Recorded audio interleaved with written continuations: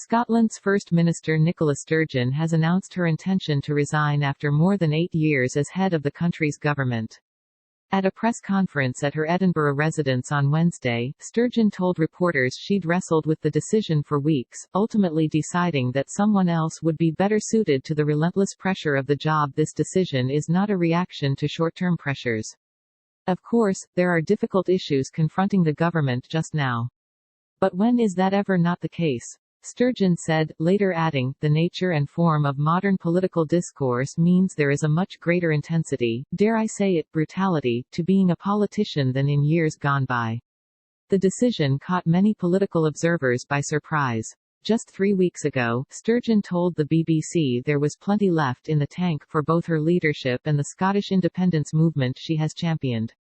Sturgeon stepped up to lead the country's Scottish National Party and serve as First Minister after her predecessor, Alex Salmond, resigned in 2014 following an unsuccessful independence referendum. Sturgeon announced her own intention to pursue an independence vote in 2016 after the United Kingdom voted to leave the European Union. That vote failed as well. In June 2022, Sturgeon again made a significant move towards a vote by asking Boris Johnson, then Britain's Prime Minister, for a Section 30 order, which would grant Edinburgh the power to hold such a vote. When Johnson refused, Sturgeon said the SNP would hold a vote anyway.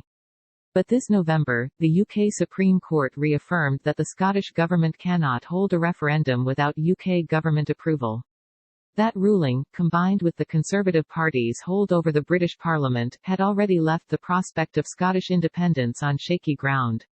Sturgeon's resignation deals the movement another blow. "I'm not expecting violins here," Sturgeon acknowledged on Wednesday, later explaining that she believed the next election in Britain would serve as a de facto vote on the likelihood of independence. Sturgeon will remain in office until a new First Minister can be elected by the Scottish National Party.